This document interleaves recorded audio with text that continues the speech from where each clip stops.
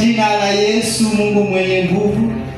Hakuna kama wewe, Mungu wa Israeli, uliyeziumba mbingu na nchi na kila kitu ndani yake. Bwana, ukaumba Baba wanyama wa porini, ukaumba milima, ukaumba vitu vya ajabu Bwana Mungu, kwa uwezo wako Bwana. Tuna sababu ya kusema ni asante.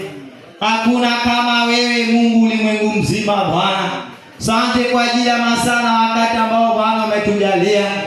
Umenipa nafasi tu ya kusimama mbele za watu wako Bwana. Naomba ukaweke maneno yako ya hekima na maarifa katika ulimi wangu Bwana. Nami nisinene yale yangu Bwana. Ukaachilia yako kwa ajili ya utukufu wako Bwana. Naomba Roho Bwana ukachukue nafasi, Mungu mwenye nguvu, ili mtu yule hapa Bwana apate kujifundisha, apate kupata kitu, na kwamba aliyeingia asitoke Bwana jinsi alivyoingia. Bwana, nikizima kila falme zote za giza, kila maroho ambao hutoa watu nje ya maandiko, maroho zote ambazo huleta usingizi na kila aina yote ya giza, Bwana ninayafunga, ninayakemea katika jina la Yesu Kristo. Fungua laini zote za neno Bwana, fungua laini zote za ujumbe Bwana, ukanitumie kama chombo tu, ni kwa ajili ya utukufu wako Bwana. Ninakushukuru maana unatawala. Hakuna kama wewe Bwana, umeinuliwa juu duniani na hata hapa duniani, hapa ulimwenguni. Katika jina la Yesu Kristo tumeomba na kuamini. Mtu wa Mungu aseme amen. Piga Bwana makofi mazuri. Pate kuketi. Amen. Bwana Yesu asifiwe. Niliyesimama naitwa Paul, akaacha mapolo huko. Kristo ni Bwana. Bwana Yesu asifiwe. Ni mmoja ambaye ameokoka katika Bwana na ni mmoja wa watumishi katika nyumba hii. Bwana Yesu asifiwe. Haleluya. Nazidi kushukuru Mungu ni mzima, mimi na jamii yangu. Nimezidi kulindwa na Bwana aliyenilinda mpaka tunaingia katikati ya mwaka. Si kwa nguvu zangu, ni nguvu za Bwana. Amen. Nataka kuongea kuhusu shukrani. Tunapoona tumeingia katikati ya mwaka, Bwana Yesu asifiwe, haikuwa uwezo wetu wala haikuwa lazima tukaone katikati ya mwaka, wala haikuwa lazima tukaishi siku ya leo, lakini Bwana ametupa neema na ametuongezea miaka na siku. Tunapoona mambo yanatendeka, Bwana Yesu asifiwe. Lakini kile ambacho Mungu anataka zaidi ya kwamba tuwe na moyo wa shukrani. Bwana Yesu asifiwe. Haleluya. Tunapoona mambo yanatendeka, tuwe na moyo wa shukrani, maana moyo wa shukrani ndio inafungua mbingu. Bwana Yesu asifiwe. Sauti ambayo mbingu inasikika kwa wepesi ni shukrani. Bwana Yesu asifiwe. Mtu ambaye anashukuru ni mtu ambaye ataenda mbali sana. Bwana Yesu asifiwe. Lakini mtu wa kunungunika na kulia na kulaumu, mtu yule hushindwa na safari. Bwana Yesu asifiwe. Lakini mtu yule ambaye anashukuru hata wakati mambo si mazuri. Bwana Yesu asifiwe. Tunaona Yesu alikuwa anashukuru hata wakati Lazaro amekufa. Tunaona Ayubu alikuwa anashukuru wakati hana chochote. Bwana Yesu asifiwe. Haleluya. Mungu anataka tuwe na moyo wa shukrani. Bwana Yesu asifiwe. Ili hata wakati shetani atakapotujaribu, maana shetani anataka tunungunike. Maana tukinungunika, tukilaumu, tumeingia katika laini yake. Bwana Yesu asifiwe. Lakini tutakaposhukuru, tumeingia katika laini ya Mungu. Bwana Yesu asifiwe. Shetani anataka kututoa katika laini yake ili tulaumu hata kwa yale ambayo tutayaona. Bwana Yesu asifiwe. Kuna mtu hata ametendewa lakini hawezi akashukuru. Bwana Yesu asifiwe. Mtu kama yule hawezi akaendelea mbele. Bwana Yesu asifiwe. Tunaona Ayubu anakuja kushukuru wakati hana chochote. Hata wakati mke wake alikuwa anamwambia kwamba si ungemkufuru huyo Mungu upate kuondoka katika ulimwengu huu. Bwana Yesu asifiwe. Akamwambia kwamba wakati tulikuwa hatuna, wakati tulikuwa tuko nacho tulishukuru. Wakati tulipokuwa tumepewa tulifurahia. Lakini wakati amechukua inafaa na tuendelee kufurahia. Bwana Yesu asifiwe. Ambao si rahisi mtu ambaye hana imani ile ambayo Mungu anaitaka ya kwamba ashukuru wakati yeye mwenyewe anaumia. Na sana sana wakati Mungu amechukua vitu ambavyo alikuwa amepewa, inakuwa vigumu mtu yule kuona kwamba Mungu bado anatembea pamoja na yeye. Bwana Yesu asifiwe. Kumbe Mungu anatembea pamoja nasi hata wakati amechukua kile ambacho ilikuwa inatufurahisha. Bwana Yesu asifiwe. Hata wakati watoto wako wote Mungu amewachukua, bado Mungu yuko pamoja na wewe na anakupenda. Lakini atakuangalia moyo wako. Bwana Yesu asifiwe. Tunaona kwamba Ayubu aliposhukuru vitu vyake vilimrudishia. Mungu alimrudishia kila kitu ambacho shetani alikuwa amemjaribu nayo. Na Mungu akamrudishia hata maradufu. Bwana Yesu asifiwe. Tutakaposhukuru hakika kuna kiwango tutafika ambao shetani hatatuweza. Bwana Yesu asifiwe. Biblia Mungu anataka uanze kushukuru kwa kile kichache. Usingoje mpaka iwe kingi. Bwana Yesu asifiwe. Anza kushukuru kwa kile ambacho unaona ni kidogo. Bwana Yesu asifiwe. Haleluya. Kwa ile mishahara ambayo unaona ni kidogo, ushukuru katika kiwango hicho. Bwana Yesu asifiwe. Maana hicho ndicho kiwango ambao inafungua mbingu, inafungua anga. Bwana Yesu asifiwe. Wacha tusome Yohana Mtakatifu 6 kuanzia 1 mpaka 13. Somaji usome Yohana Mtakatifu, tuone jinsi Yesu alipokuwa na shukuru wakati chakula kilikuwa ni kidogo. Bwana Yesu asifiwe. Tunaona Yesu anashukuru wakati wanafunzi wanasema hiki ni nini kwa hawa watu wengi. Bwana Yesu asifiwe. Haleluya. Yohana Mtakatifu mlango wa 6:1 hadi 13 tutasoma wazo wa Mungu.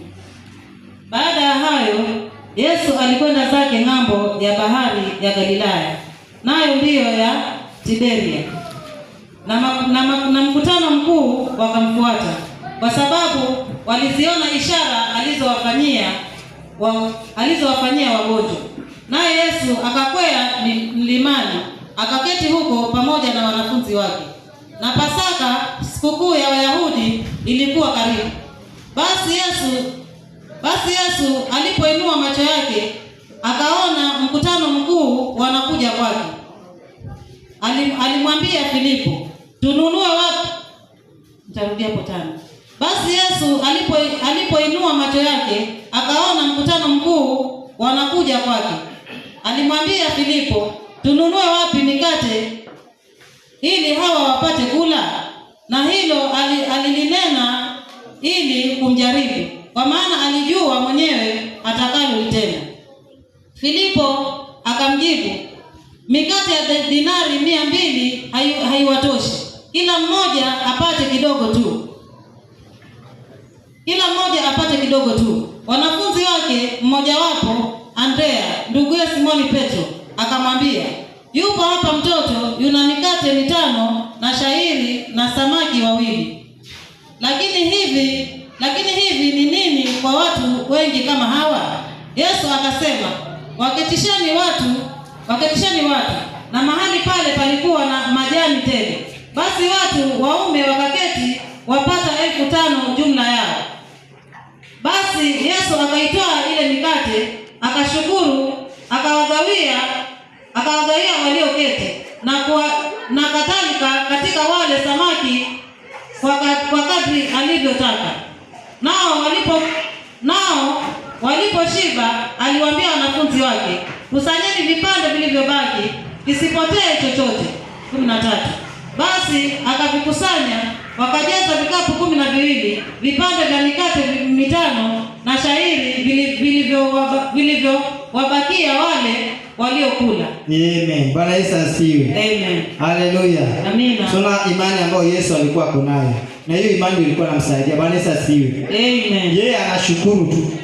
Angalia vile wanafunzi wanakidharau kile ambacho kilikuwa kikupana. Bwana Yesu asifiwe. Ukisoma hapo 9. Yupo hapa mtoto yuna mikati 5 na shayiri ya samaki 2. Lakini hivi ni nini kwa watu wengi kama hawa? Bwana Yesu asifiwe. Unaona hicho kidharau. Bwana Yesu asifiwe. Amen. Ya kuona kwamba hawa watu ni wengi sana na kila ambacho tuko nacho ni kidogo. Bwana Yesu asifiwe. Bwana Yesu asifiwe. Amen. Haleluya. Hawa wanaona samaki 2 na mikate 5. Wanafunzi wanayaona lakini wanakidharau, wanasema ni kidogo kwa sababu hawa watu ni wengi. Lakini Yesu yeye anaendelea kuongea, anasema wakitisheni hawa watu. Maana Yesu alijua tu atachukua na atashukuru.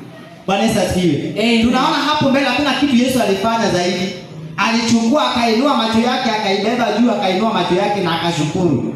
Na akasema wagawanyini wale watu. Bwana Yesu asifiwe. Amen. Walipokuwa wameanza kuwagawanya wale watu, mkate yale hayakuisha. Bwana Yesu asifiwe. Idadi ya wao watu walikuwa ni wengi, lakini waliendelea kukula. Hakuna mtu alikosa. Bwana Yesu asifiwe. Yesu alichukua akashukuru. Bwana Yesu asifiwe. Hata na wewe kila ambacho uko nacho kidogo, uanze kushukuru. Bwana Yesu asifiwe. Unapokushukuru umeitamukia maneno ya mbinguni, umeifungua anga ya kufanya kwamba kile kitu kionekana kidhaifu. Bwana Yesu asifiwe. Umekifungulia ile anga na ile kitu utabarikiwa. Bwana Yesu asifiwe. Amina. Yesu akaibeba na akaiangalia juu na akashukuru. Yesu hakusema kama hakika ni kidogo. Bwana Yesu asifiwe. Wanafunzi kwa sababu walikuwa kimwili wanasema ni kidogo kwa hawa watu wengi. Bwana Yesu asifiwe. Lakini Mungu alijua, Yesu alijua kwamba anapoichukua na kushukuru, hakika ile sauti ya shukrani itafungua anga, itafungua mbingu. Maana mbingu inaheshimu shukrani. Bwana Yesu asifiwe. Amen. Haleluya. Shukrani ndio line ya kufungua mbingu. Bwana Yesu asifiwe. Amina. Haleluya. Anga na mbingu inafunguliwa na shukrani. Amen. Yesu alipobeba yale chakula kidogo akashukuru, na watu wale wakakula mpaka wanafunzi wa Yesu wakarudi nyumbani, kila mmoja amebeba kikapu chake moja moja. Amen. Bwana Yesu asifiwe. Amina. Haleluya. Walikuja wakabakisha. Bwana Yesu asifiwe. Tena Yesu hataki wastage. Bwana Yesu asifiwe. Akasema kwamba hata kile kilichokuwa kimebakisha kila mmoja wakasanyike pale, wakasanya vikapu 12 na kila mwanafunzi akabeba akaenda nyumbani. Bwana Yesu asifiwe. Amina. Haleluya. Maneno ya kwamba haitoshi haikusemwa tena pale. Ile maneno ya kawaida ambayo nyinyi wenyewe huwa mnazungumza. Bwana Yesu asifiwe. Haleluya. Mtu wa Mungu haitakikana azungumze kwamba hana wala hakuna. Inatakana uzungumze kwamba uko nacho hata wakati hauna. Bwana Yesu asifiwe. Haleluya. Amina. Mbingu inaheshimu shukrani. Yesu akaibeba juu na Yesu akashukuru. Hebu soma hapa Yohana Mtakatifu 11:41. 11:41 na 44. Yohana Mtakatifu mlango wa 11 mstari wa 41 hadi 44. Nitasoma. Basi wakaliondoa lile jiwe. Yesu akainua macho yake juu, akasema, Baba, nakushukuru kwa kuwa umenisikia. Nami nalijua ya kuwa wewe wanisikia siku zote. Lakini kwa ajili ya mkutano huu wanaohudhuria nalisema haya, ili wapate kusadiki kwamba ndiwe uliyenituma. 43. Naye Yesu akiisha kusema hayo, akalia kwa sauti kuu, Lazaro, njoo huku nje. Akatoka nje yule aliyekufa, amefungwa sanda miguuni na mikononi, na uso wake umefungwa leso. Naye Yesu akawaambia, mfungueni mkamwache aende zake. Amen. Bwana Yesu asifiwe. Amen. Haleluya. Amen. Yesu anaenda kwa Martha na Mariamu. Wanakuta Lazaro amekaa pale siku 4. Bwana Yesu asifiwe. Amen. Tunaona kuna kitu Yesu, alikuwa maombi marefu Yesu aliomba pale. Bwana Yesu asifiwe. Amen. Haleluya. Martha na Mariamu walikuwa wanalaumu. Wanasema kama ungelikuwa hapa, hatungemzika ndugu yetu. Lakini tunajua kwamba kile utakachosema Mungu atakutendea. Bwana Yesu asifiwe. Amen. Haleluya. Yesu anawaambia ondoeni jiwe. Walipoondolea jiwe, Yesu aliangalia tu juu na akashukuru Mungu. Akamwambia Mungu, najua ya kwamba huwa unanisikia, lakini kwa ajili ya hawa umati ambao wamesimama hapa upate kunisikia. Bwana Yesu asifiwe. Akashukuru, na aliposhukuru alilia kwa sauti. Akaita Lazaro akatoka nje akiwa ni mzima. Bwana Yesu asifiwe. Haleluya. Password ya mbinguni ni shukrani. Amen. Bwana Yesu asifiwe. Amen. Hiyo ndio password ya mbinguni. Shukrani. Bwana Yesu asifiwe. Unaposhukuru mbingu inafunguka na mambo yanafanyika. Yesu hakuomba maombi marefu. Bwana Yesu asifiwe. Kile ambacho kinaonekana pale ambapo Yesu alitaja ni shukrani. Anashukuru, lakini Lazaro yuko kaburini. Anashukuru Mungu. Maana Mungu akiona kwamba umemshukuru, hakika moyo wa Mungu hufurahia na Mungu anakutendea kile kitu kwa wepesi. Amen. Bwana Yesu asifiwe. Amina. Unaweza ukaenda ukashukuru kwa mdomo, unaweza ukashukuru kusindikisha na sadaka. Amen. Bwana Yesu asifiwe. Amen. Mungu akikubariki, shindikisha hiyo shukrani na sadaka. Amen. Bwana Yesu asifiwe. Lakini hata kama kuna sadaka, nenda ukashukuru kwa kusema. Yesu alishukuru kwa kusema. Amen. Bwana Yesu asifiwe. Shukrani iko mara mbili. Unashukuru kwa kuongea, unaweza ukashukuru kwa kushindikiza na sadaka. Amen. Bwana Yesu asifiwe. Amina. Haleluya. Amen. Pigia Bwana makofi mazuri. Soma Luka 17:11 mpaka 19. Atasoma. Ikawa walipokuwa njiani kwenda Yerusalemu, alikuwa akipita katikati ya Samaria na Galilaya. Na alipoingia katika kijiji kimoja, alikutana na watu 10 wenye ukoma. Wakasimama mbali, wakapaza sauti wakisema, Yesu, Bwana mkubwa, uturehemu. Alipowaona aliwaambia, enendeni mkajionyeshe kwa makuhani. Ikawa walipokuwa wakienda, walitakasika. Na mmoja wao alipoona kwamba amepona, alirudi huku akimtukuza Mungu kwa sauti kuu. Akaanguka kifudifudi miguuni pake, akamshukuru. Naye alikuwa Msamaria. Yesu akajibu akanena, hawakutakaswa wote 10? Wale 9 wa wapi? 18. Je, hawakuonekana waliorudi kumpa Mungu utukufu ila mgeni huyu? Akamwambia, inuka, enenda zako, imani yako imekuokoa. Amen. Bwana Yesu asifiwe. Amen. Haleluya. Amen. Watu wenye ukoma ni 10. Bwana Yesu asifiwe. Amina. Na wote wamebarikiwa, wamefunguliwa, wameponywa. Lakini wakiponywa tu walienda. Bwana Yesu asifiwe. Kama sisi vile tunabarikiwa na tunaenda. Amen. Tunangoja mpaka umetokezea shida. Ikitokezea shida ndio tunakumbuka Mungu, tena tunaenda tunalia. Lakini wakati tulikuwa na shida ya kwanza, tulipotendewa, tulienda. Hatukukumbuka kurudi. Bwana Yesu asifiwe. Amen. Haleluya. Kwa kurudi alionekana ni mtu mmoja tu katikati ya watu 10. Bwana Yesu asifiwe. Amen. Haleluya. Kwa hivyo moyo wa kutoshukuru imevaa watu wengi. Bwana Yesu asifiwe. Amen. Haleluya. Hao walitendewa, Yesu aliwatamkia na wakaenda na wakaponywa. Bwana Yesu asifiwe. Wenye ukoma 10 wakaenda na Yesu aliwatamkia na wakaponywa. Njiani walipokuwa wanaenda waliponywa. Lakini mmoja alipoona kwamba ameponywa, amepokea kile ambacho alikuwa hana, akasema lazima nimrudie yule aliyenitamkia haya maneno mazuri. Bwana Yesu asifiwe. Na alipomrudia Yesu akamtamkia mambo mengine ambao wale 9 Yesu hakuwa amewatamkia. Amina. Kwa hivyo mtu ambaye hashukuru, mara nyingi hali ile ni rahisi kurudi. Kwa sababu kuna maneno mengine ambayo yatakana utamkiwe maneno ya mwisho. Akamwambia, inuka, uende zako, imani yako imekuokoa. Bwana Yesu asifiwe. Amen. Wale 9 Yesu hakuambia maneno kama haya. Kwa hivyo huyu mmoja alithibitishwa. Huenda wale 9 huenda ikiwarudia. Maana shetani huenda na kutaka kurudi. Huangalia ile nyumba. Bwana Yesu asifiwe. Amen. Haleluya. Amina. Inafaa turudi wakati Mungu ametutendea. Nenda kwa Zaburi ya 55. Kitabu cha Zaburi mlango wa 50 mstari wa 5. Nitasoma. Nikusanyieni wacha Mungu wangu waliofanya agano nami kwa dhabihu, na mbingu zitatangaza haki yake, kwa maana Mungu ndiye aliye hakimu. Amen. Bwana Yesu asifiwe. Amen. Amen. Kwa hivyo agano tunafanya na Mungu kwa dhabihu. Amen. Bwana Yesu asifiwe. Na mbingu zitatangaza haki yake, kwa maana Mungu ndiye aliye hakimu. Bwana Yesu asifiwe. Kitabu mbingu inatangaza haki yake kwa ajili yako, ya kwamba umefanya agano na Mungu kwa dhabihu. Amen. Bwana Yesu asifiwe. Si vyema tufanye agano na Mungu kwa maneno tu. Bwana Yesu asifiwe. Amina. Dhabihu inashindikiza na inadhibitisha ile neno. Amen. Tunaona wakati Ana alipokaa muda mrefu, alipoenda katika madhabahu, kuna maneno alisema. Bwana Yesu asifiwe. Amen. Haleluya. Kuna maneno alitamka ambayo yalikuwa ni mazito.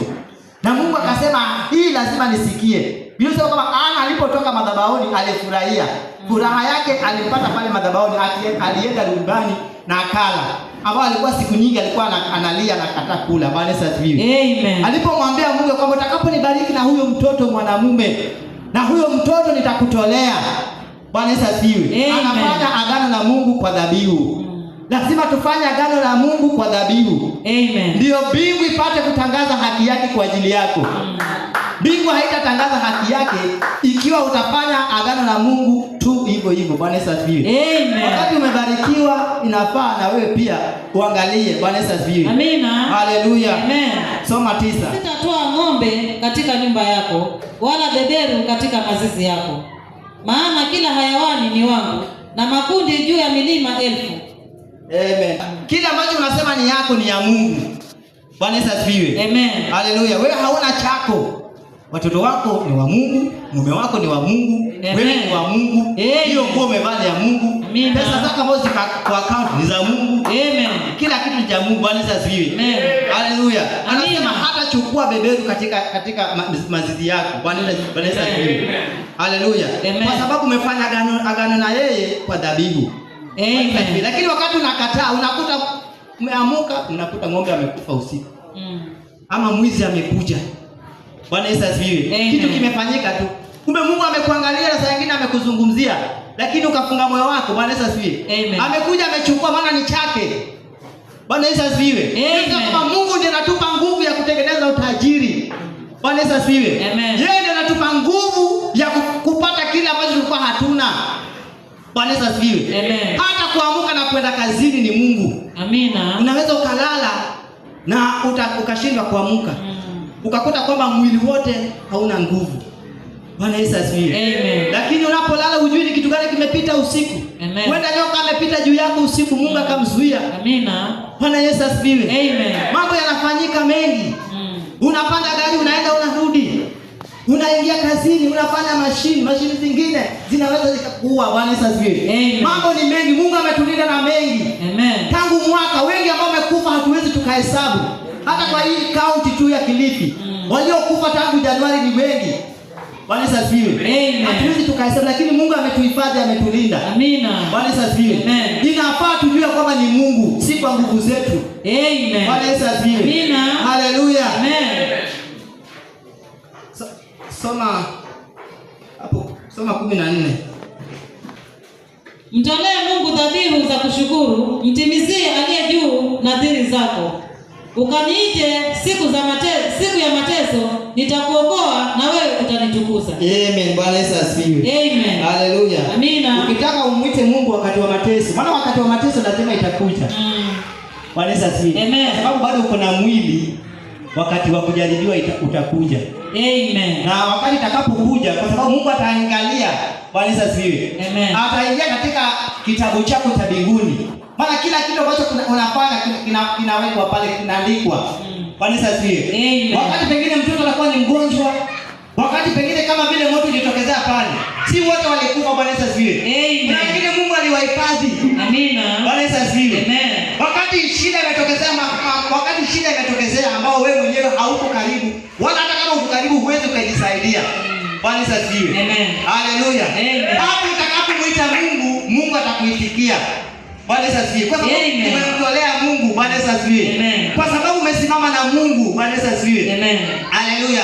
Unaposimama na Mungu, Mungu atasimama na wewe na atasimama na watoto wako. Amen. Wakati watoto wako wako mbali, unaweza ukapita ukaangalia vile watoto wanacheza, unasema hapa kama si Mungu. Bwana Yesu asifiwe. Amen. Haleluya. Pengine amepanda miti, anacheza mahali pa hatari. Bwana Yesu asifiwe. Amen. Kama si Mungu. Bwana Yesu asifiwe. Haleluya. Mungu anasema umuite wakati wa mateso. Bwana Yesu asifiwe. Mungu ainue watu katika milima ya biashara katika nyumba hii. Amen. Bwana Yesu asifiwe.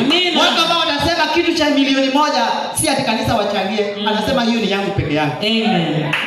Bwana Yesu asifiwe. Amina. Na katika njia hiyo nabarikiwa. Wakati watumishi wa Mungu wamegeteseka. Bwana Yesu asifiwe. Wakati tungehangaika kuchanga hata wengine wanakasirika.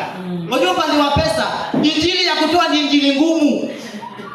Injili hii ndio injili ngumu. Maana mioyo ya wengi wanasema wachungaji, kanisa siku hizi ni biashara.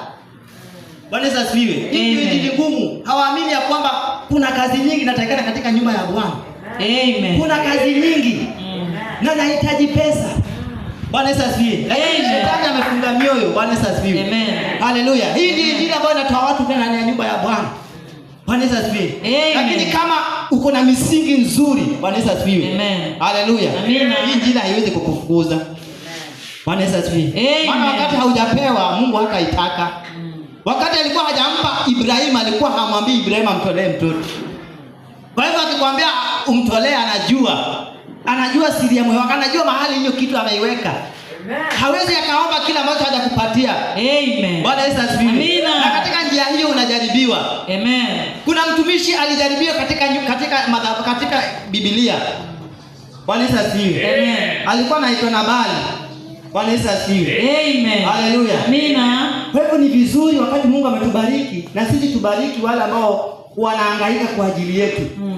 Wale wachungaji ambao usiku hawalali, anaamka saa 9, anasema na mzee yule abarikiwe, na mzee yule alindwe, na mzee yule Mungu ampiganie, na mama yule biashara yake iendelee. Amina.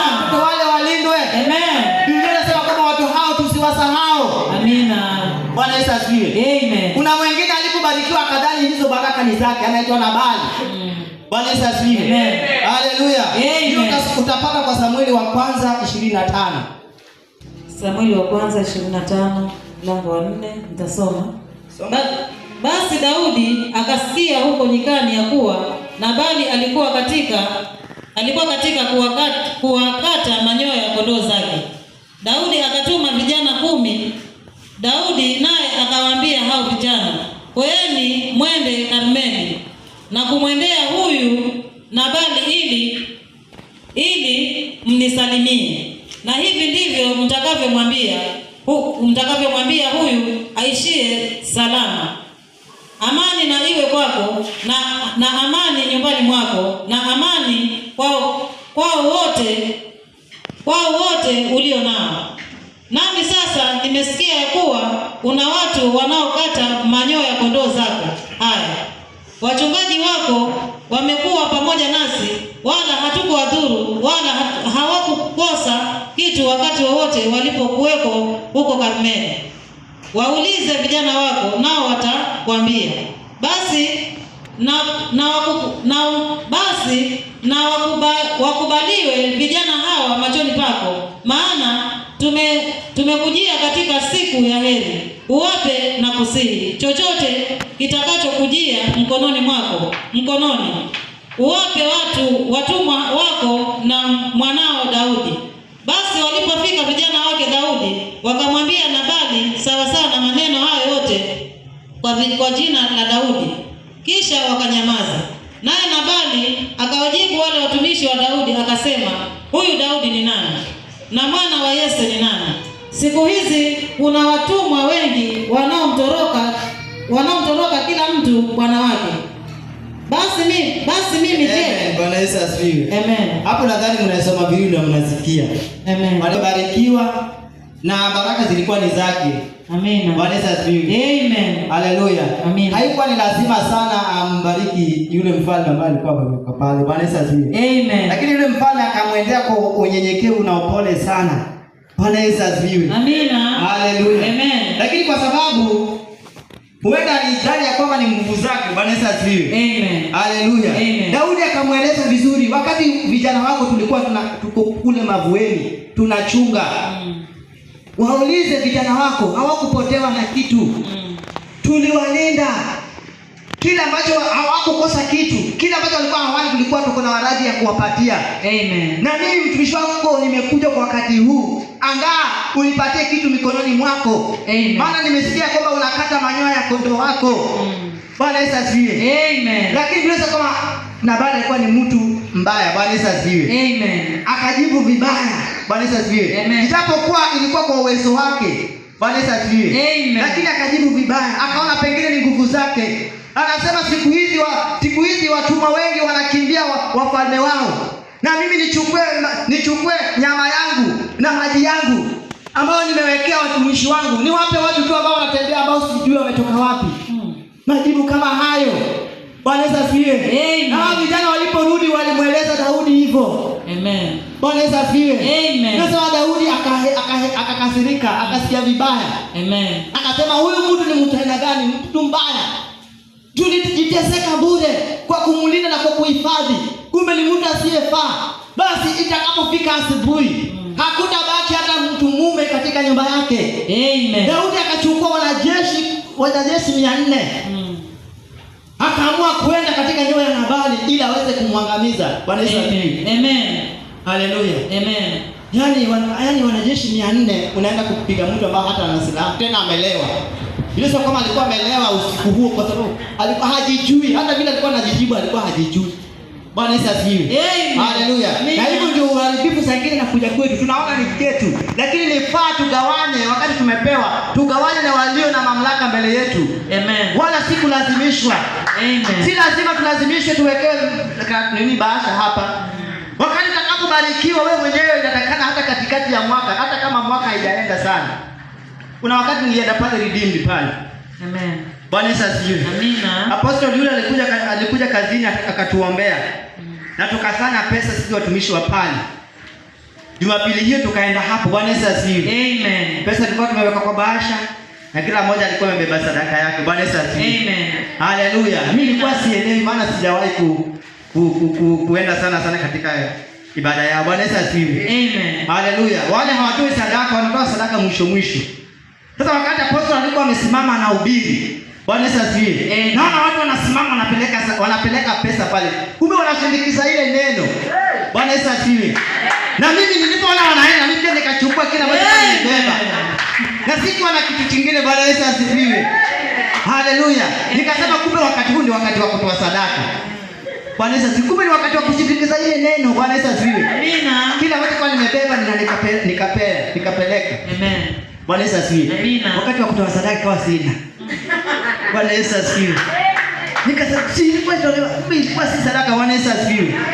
Wakati Mungu amekutendea lazima si lazima ushurutishwe.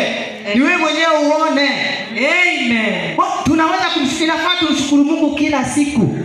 Kila siku. Amen. Kwa maneno na kwa matoleo. Amen. Na matoleo. Amina. Bwana Yesu asifiwe. Amen. Abigaili ambaye alikuwa ni mke wa Nabali alipoambiwa na kijana mmoja ya kwamba tazama Daudi alituma vijana hapa na aliwajibu vibaya. Kwa hivyo ukinyamazia neno hili mabaya yanaweza kutupata. Bwana Yesu asifiwe. Amen. Kwa sababu mwanamke huyu alikuwa na hekima. Akachukua punda na akachukua zawadi nyingi sana. Akaenda mbele sana kabla Daudi hajakaribia pale. Na alipoenda akainama na alizuia Daudi kuja kumwaga damu. Amen. Bwana Yesu asifiwe. Amina. Haleluya. Amen. Bwana Yesu asifiwe. Amen. Haleluya. Amen.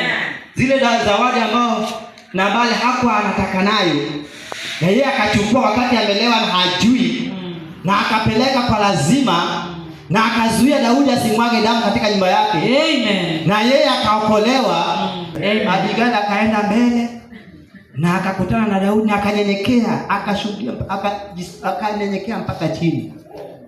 Bwana Yesu asifiwe. Akazuia Daudi asimwage damu. Daudi akasema kama haungetangulia mbele yangu kunizuia, hakika hakungesalia mwanamume katika nyumba ya bwana wako. Bwana Yesu asifiwe. Amen. Haleluya. Amina. Na Abigaili akazuia ile kifo. Bwana tuumbie moyo wa shukrani.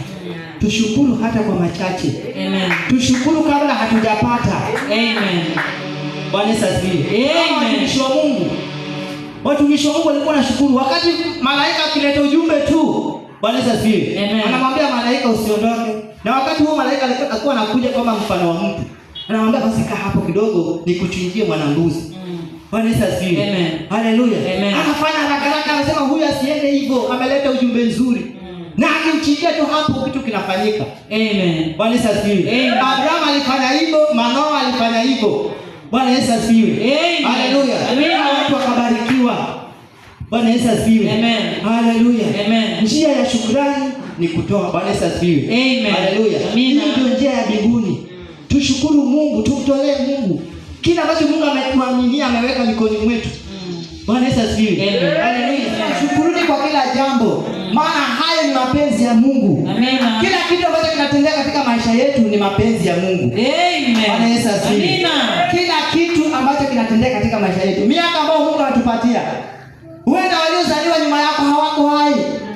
Na si kwamba walitenda dhambi. Bwana Yesu asifiwe. Amen. Mambo yanatendeka usiku na mchana, vita ni vikali. Vita ni vikali. Bwana Yesu asifiwe. Amen. Haleluya. Amen. Na mission ya shetani ya kwamba akuondoe. Bwana Yesu asifiwe. Amen. Kabla hajakuondoa hajamaliza. Anataka kuondoe kabla hujafanya kile ambacho Mungu alikuwa anataka ufanye. Bwana Yesu asifiwe. Lakini utakaposhukuru, Bwana Yesu asifiwe, hata kama hujui kuomba, unashukuru. Hiyo ni njia moja ya maombi. Bwana Yesu asifiwe. Haleluya. Tunaona Yakobo akawa amefukuzwa na ndugu yake. Bwana Yesu asifiwe. Anakimbilia kule Harani kwa Labani. Bwana Yesu asifiwe. Kwa sababu alikuwa amechukulia uzalio wa kwanza. Bwana Yesu asifiwe. Tunamwona yuko njiani, hana chochote. Bwana Yesu asifiwe. Amelala msituni. Usiku anaona maono. Bwana Yesu asifiwe. Hana chochote. Bila kwamba pilo yake ilikuwa ni jiwe ngumu. Bwana Yesu asifiwe. Akaweka jiwe katika kichwa chake na kalala. Bwana Yesu asifiwe. Na mwishowe akaona ndoto pale. Bwana Yesu asifiwe. Akamwambia Mungu, kumbe hapa ni mlango wa mbinguni. Na akamwambia Mungu, Bwana utakaponibariki katika njia hii, maana anaenda mahali hakujui. Anaenda hajui ni kitu gani atakutana naye kule. Lakini anamwambia Mungu, Bwana utakaponibariki, nipate chakula, nipate nguo. Bwana Yesu asifiwe. Nitakaporudi ikiwa umenibariki, umenipa chakula, umenipa nguo, umenipa kila kitu ambacho mwanadamu anataka, nami nitakukumbuka na nitakutolea fungu la kumi. Shukuru. Bwana Yesu asifiwe. Kila utakachonipa nitakupatia. Tunapewa, lakini Mungu anaangalia imani yetu na mioyo yetu. Je, tutakuwa na mioyo migumu? Bwana Yesu asifiwe. Haleluya. Yusufu alipotoka kule baada ya miaka 20 alikuwa na utajiri mkubwa sana. Miaka 7 akafanyia, akapewa mwanamke wa kwanza. Miaka 7 akapewa wa pili, ikiwa ni miaka 14. Miaka 6 akafanya kwa sababu ya utajiri pale. Miaka 6 tu Mungu alimbariki pale. Bwana Yesu asifiwe. Mungu anachukua mifugo ya Labani anaregesha kwa upande wa Yakobo. Mpaka mwishowe wana wa Labani walimkasirikia, wakawa wanamwangalia kwa jicho sio sawa. Akasema hawa watu watakuja kuniua, wacha nikimbie. Akakimbia usiku. Bwana Yesu asifiwe. Tena mjomba wake aliposikia kama kimbia usiku akamfuata, lakini Mungu akamwambia kwamba usimfanyie majambo mbaya wala nzuri. Usimudhuru. Jinsi Mungu anamlinda mtu. Bwana Yesu asifiwe. Kwa sababu Mungu alijua kwamba huyu atanitolea na atanisaidia. Bwana Yesu asifiwe. Huyu amepatana nani? Bwana Yesu asifiwe. Haleluya. Fanye mapatano na Mungu kwa dhabihu zetu. Bwana Yesu asifiwe. Kila ambacho Mungu amekuaminia, usimsahau Mungu. Gawanya na Mungu. Usimsahau Mungu. Tunaona hiyo line ya Ibrahimu. Wale watu walibarikiwa. Bwana Yesu asifiwe. Ibrahimu anaambiwa toe mtoto wakati amemaliza miaka 100. Amekaa mzee. Na huyo mtoto ni mmoja tu, hana mwingine. Lakini kwa sababu alimjua Mungu, hakuwa na uzito wa kumchukua yule mtoto na kumtolea Mungu bila kujua kwamba huyo mtoto atakufa ama hata dunia. Bwana Yesu asifiwe. Usidhani kwamba wakati Ibrahimu alikuwa anaenda kutoa mtoto, pengine alikuwa anamjaribu Mungu. Hapo akienda akiangalia huku na huku, pengine Mungu atatoa kondoo. Alienda akimaanisha. Ndio maana alipoinua mikono yake tu hivi, malaika akaizuia. Bwana Yesu asifiwe. Bila kujua mke wake atasema nini. Bwana Yesu asifiwe. Kwa hiyo sasa tukitoa tusianze kuambia wale ambao tunaishi nao, basi wakatuzuia baraka zetu. Bwana Yesu asifiwe. Haleluya. Wewe ndio umesikia hiyo sauti. Wewe mwenzako hajasikia hiyo sauti. Bwana Yesu asifiwe. Haleluya. Kuabudu inatoka ndani ya moyo wa mtu binafsi. Bwana Yesu asifiwe. Wala hakuna kushirikiana. Ndio maana wewe unalazimisha mtu aende tu kanisani, aende kuliko kanisani, hana huu moyo. Bila shaka kama imani huwezi kumali, si kitu ya kulazimisha nayo mtu. Mtu hawezi kulazimishwa na imani. Ndio unakuta mzee ni mganga lakini mtoto anatoka mchungaji. Bwana Yesu asifiwe. Mzee mganga ameua watu katika mji huu. Lakini kijana wake anatoka hapo mchungaji, anaupiga watu. Tena anaendelea uganga ambao yuko kwao. Maana kila mmoja kuna imani yake. Bwana Yesu asifiwe. Haleluya. Tusimsahau Bwana. Tumtolee Mungu. Atatuondolea magonjwa. Atatuondolea utasa. Kanisa hili inaweza ikabarikiwa. Hatuko wachache. Bwana Yesu asifiwe. Tuko wengi mbele za Bwana. Bwana Yesu asifiwe. Katika njia hiyo watoto wetu watalindwa. Utasikia mtoto ameanguka karibu na mtoto wako na mtoto wako yuko safe. Ukiangalia kwamba wewe umesimama na Mungu, kila ambacho umepata umegawanya na Mungu. Bwana Yesu asifiwe. Haleluya.